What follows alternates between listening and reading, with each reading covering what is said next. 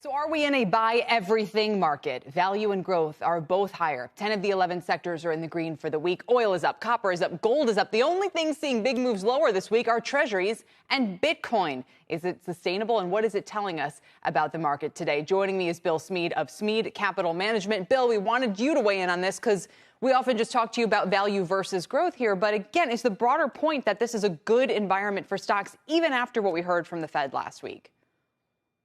Yeah, Kelly, the market's grinding higher, but there are so many warning signs that we're in a dream market that is going to ultimately cause heartache for people.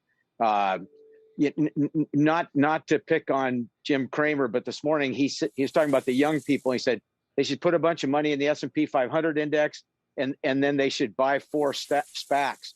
Well, guess what? The S&P 500 index is loaded with overvalued growth stocks that when inflation, which is real, not transitory, hits, are going to have their PE ratios go way down. But Bill, isn't the point for people like me who don't want to have to think too hard about all this? Why can't I just go, you know what?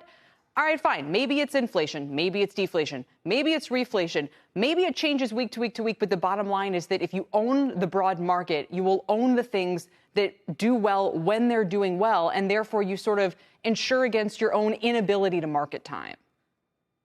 And that works great about 80% of the time, except in 1929, 1972, and 1999. And all the tea leaves match up with those prior junctures.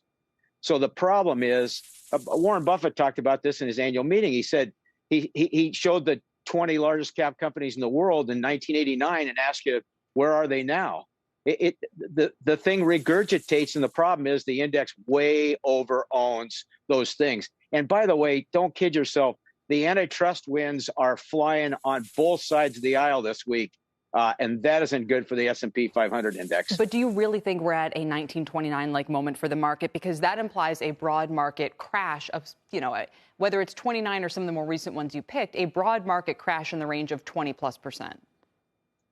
Well, whenever the market historically gets completely enamored with disruption, it is a nightmare. You see, the radio business disrupted everything in the 1920s, and then RCA went 25 years without making money. The Nifty 50, Coca-Cola and Disney were trading at 60 and 80 times earnings, and they woke up in 1982 at single-digit multiples.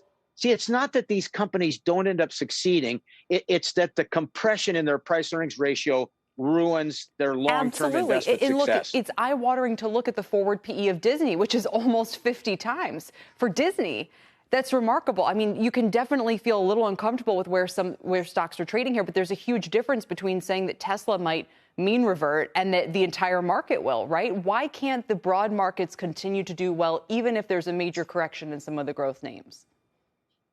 That's not the history. So from 99 to 08, energy was spectacular, and a few other areas were spectacular, and it was very difficult to make money on anything else during that time period. And that ultimately is the way this is going to play out. The market is not designed for 70% of the people to do well. Most people over long stretches of time suffer from stock market failure. Shepard Smith here. Thanks for watching CNBC on YouTube.